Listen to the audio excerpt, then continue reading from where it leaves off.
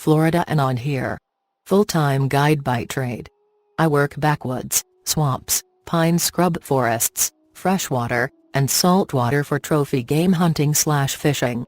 Specifically work untouched and unpressured areas.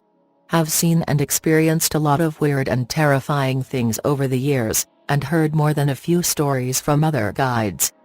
As you can tell, I can't green text, so I won't even try. Kick back, grab a snack, and get ready for a fucking wall of text.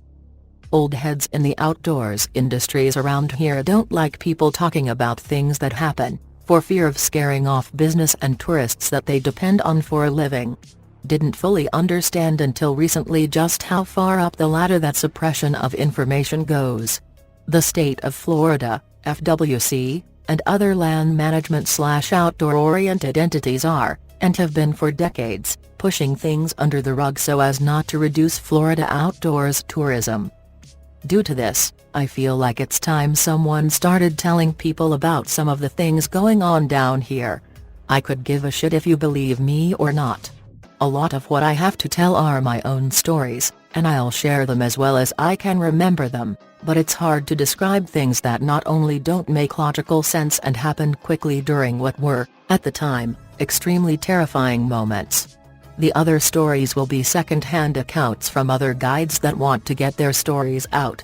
A lot of these stories came out after copious amounts of alcohol, so I'll fill in the gaps as best I can so that they will make sense to the general public. First off, I doubt many people outside of people in the outdoor guiding communities of Florida have ever heard of them, but the Dras are some ass-puckeringly terrifying primordial entities that have been around since the first recorded history of people that made their way into the Florida. Best way I can describe them is as nature guardians. From what I've learned, there are a bunch of them, and they all have their own territories that they protect. They're all unique in their own ways. Not just in how they look, but also how they act and respond to people in their territory. They also have their own ways being appeased and their own sets of rules.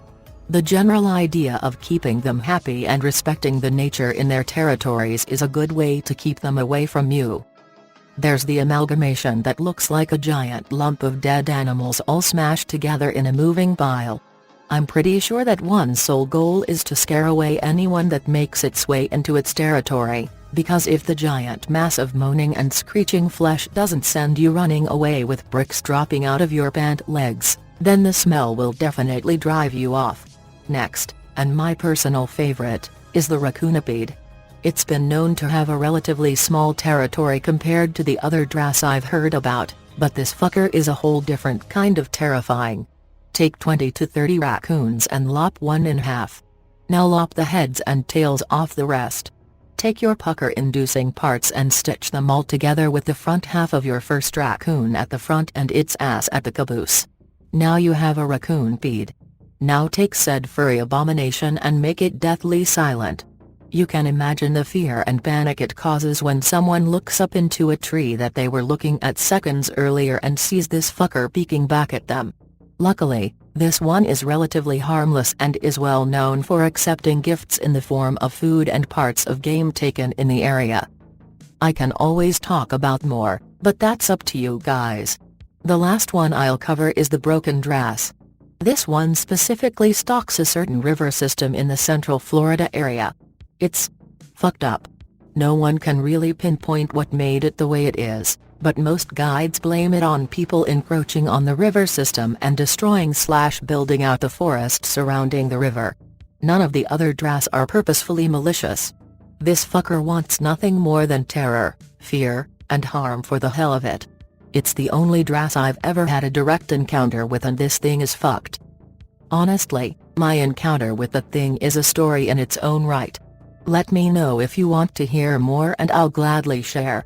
At this point, I just want to get as much out as possible so that people really know what's going on down here.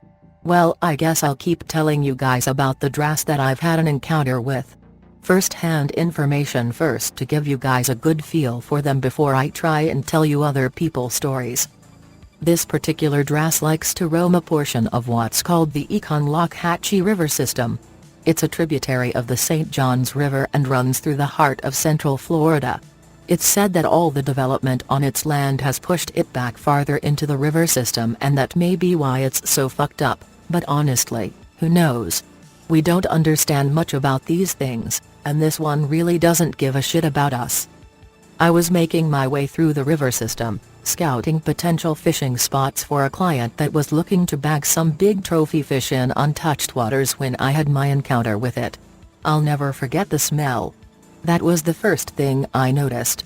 It was the smell of swamp rot, stagnant water, and decay. Much like the smell you get when you step into an untouched mud puddle in the middle of a swamp.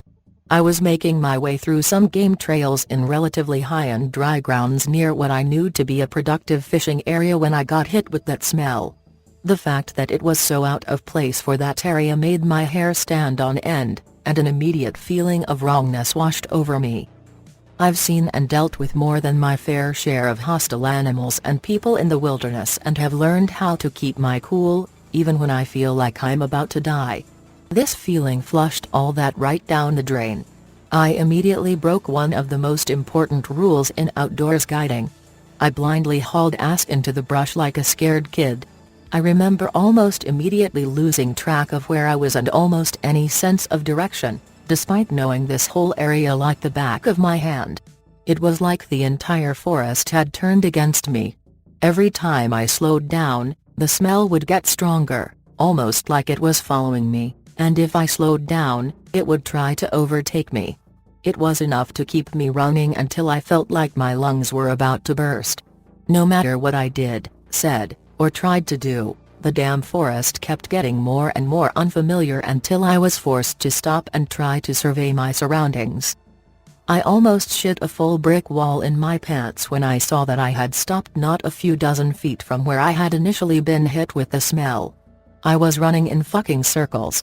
There's a sense of terror that washes over you when you know that not even the gun on your hip will help with whatever the fuck is happening, and let me tell you, it's not a feeling I ever want to experience again. After taking a minute, and choking on the smell, I finally managed to find the game trail I had taken in and forced myself to slowly walk it back out, not running, despite what the lizard part of my brain was screaming. It wasn't until I'd made it back out into a relatively open clearing that ran back to the main river that the smell finally went away. I took stock of myself, covered in cold sweat, piss still barely in my bladder and thankfully clean underwear. Then I took a look back where I had come from. The only way I can describe it won't do it justice. This thing was easily 9 feet tall, gangly and covered in rotting swamp vegetation. Almost humanoid, but the proportions were all wrong and stretched with absurdly long limbs and neck, and where the head should have been, there was a tangle of at least a dozen deer antler sheds. It was just tucked slightly behind a tree, staring at me with a gaze that oozed hatred, even though I couldn't see eyes of any kind. I know it's not much, but it's hard to describe a terrifying situation in detail when your main focus at the time was staying alive and keeping your shorts from overflowing with shit. Another one, in the vein of cryptos-like things that Florida has, is the mimics. I've seen a lot of talk about skinwalkers and such on here, but as far as I know and have heard, there have been no verified skinwalker encounters this far south. A lot of creatures, or the things that end up being labeled as a skinwalker encounter on here, but I have a feeling that they are something entirely different. The mimics are one such thing. Simply put, they're unidentified voices in the woods. They can sound like a recording stuck on a loop, the same tone, inflection, and varying volumes on repeat, or they can sound like your voice repeating things back to you. I've only heard of one time that the voices ever seemed anything close to sentient, in the sense that they tried to form a sentence out of an abundance of voices it probably heard and wasn't just a direct repeat of sent hit someone had said. They're known to try and lure people deep into the woods or into dangerous areas. For what? I have no clue, and as far as I know, no one has ever seen what makes the voices, or why they do it, past causing harm. I'm not saying that there's no person to ever see where the voices come from, but if they have, they never made it back to tell anyone. Another distinctly terrifying thing in Florida is the Everglades plane graveyards.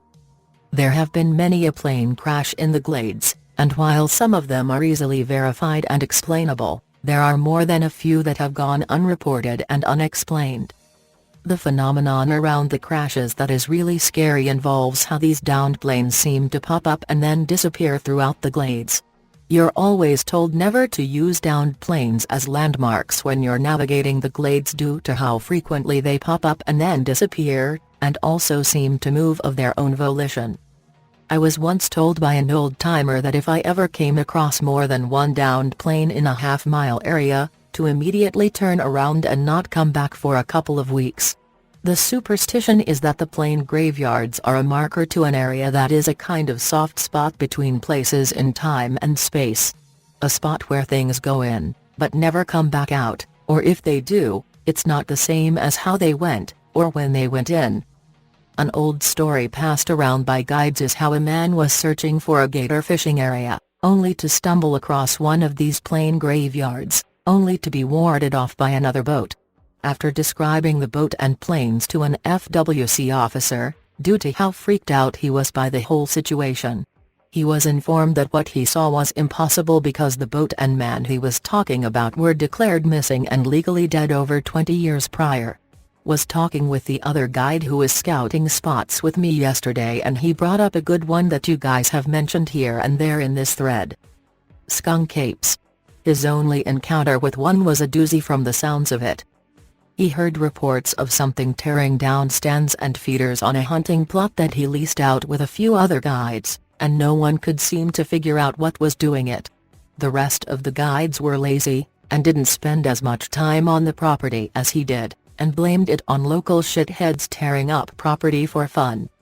Taking it upon himself, he decided to stake out the hunting plots for a weekend, spending a night at each of the 3 stands and seeing if he could spot who was destroying their plots. The first 2 nights were uneventful, but on the 3rd morning, he found that one of the stands he had staked out previously had been fucked with. One of the ladders that was lag-bolted to the tree had its bottom section ripped free and tossed a few dozen feet away into a small pile of brush, along with the feeder being tipped over. Deciding to take a chance, and assuming that someone was watching him cycle through the stands, he stayed in the same one he had the night before, hoping that they figured he'd moved on. Early the next morning, just before sunrise, he said that he got a whiff of something that he described as the worst mix of body odor and dank weed. Immediately assuming that a local homeless spothead was the one tearing up his stands, he scanned around with spotting monocular until he saw a flash of eye reflection. He said that his blood pretty much froze when he saw the animal eye reflection about 7 feet up in the air and peeking around the edge of a bunch of trees near the end of the shooting lane they had cut out. The one thing that he vividly remembers is how tall it was, how wide it was, and the fact that it made sure it made eye contact with him before sliding back into the trees. This is a guy who is trained to listen for and spot animals, and he said that thing was dead silent in its movements. And while it may have not been the 9-foot-tall Bigfoot described by most people up north, it was easily 7 foot tall and wider in then shoulders than any man he had met. Never mentioned anything about it being hairy, or any fur color, and it's probably due to seeing it in the weird twilight that dawn brings, but he said that it definitely didn't have the silhouette of a normal person. The smell also faded quickly after he saw it slip back into the trees. He refuses to hunt there anymore, but he's never heard any more reports of it showing back up. The one thing that really freaked me out in his story was just how quiet this thing was. The fact that it could sneak up on him, while being that big, is more than concerning for me. Bears and the like make enough noise that you know they're coming, and panthers are about the only things that move silently enough to go undetected, and are relatively large, but this thing apparently didn't make a sound. Let's get out of the woods for a bit though. I don't mind going back to them if you guys want more, but there's a whole lot more to talk about with the amount of water and coastlines we have. I've heard more than a few reports of ghost ships popping up and subsequently disappearing after not responding to hails, and being sighted offshore or popping up on radar, but not being there when a rescue ship finally makes it to the last known location.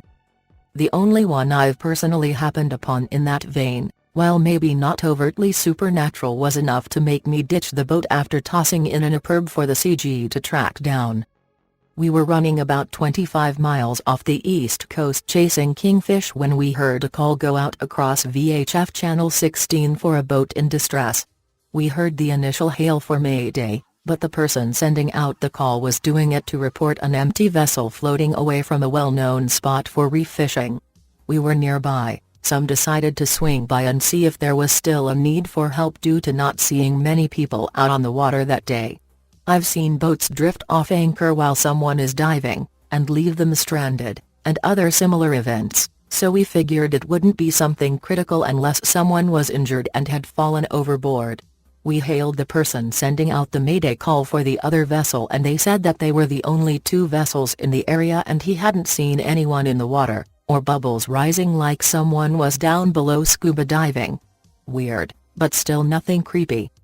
We managed to find the boat not far off the spot that the original call said it would be, and that's when everything started to look weird. First, the anchor was still securely stowed on the front of the boat, so there was no sign of it drifting off anchor or snapping an anchor line.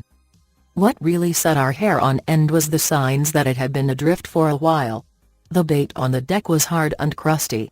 The live well was off and the fish still in it were obviously bloated and rotted from stewing in hot stagnant salt water, and the key was in the on position but it had no power across the console and the motor obviously wasn't running. This thing had been left in the on and ready position when it had been abandoned, making us think we had a man overboard scenario that was a couple of days old at the least. Calling it in with the CG, we relayed the registration numbers to them and asked if they had any reports of it being missing. I swear the lady on the other end of line sounded like she was about to shit when she replied. The boat had been reported missing 2 weeks earlier in the Keys, and we found it just off the coast near Ponce Inlet. About 400 miles away up the coast. That part wasn't so weird, due to the current flow up the coast, it was natural for it to head that way. What really set us off was the fact that it had disappeared on a sunny flat day and we hadn't had a swell over 2 foot during the time it was missing. Short of these guys abandoning ship, there was no reason for the boat to be in pristine condition but unmanned. We had heard reports of pirates seizing boats and then tossing victims overboard after taking what they wanted. What they did next was really fucked up. They would call in the vessels across main radio channels, luring people like us out to them and then doing the same thing with our boat. It was about the time that we received the report back from the CG lady that it all clicked with us. We hadn't seen the other boat that had initially called it in, and we weren't sticking around to find out who it was. We popped a blinking perb in that boat and hauled ass back to shore. We heard later that they had hauled the boat back in, but there were no signs of foul play and it was chalked up to freak accident of some kind. The 2 guys that had been in the boat were never found, and as far as I know, nothing was missing off of it, but it was enough to set our spook radar on high alert and get us to bug out.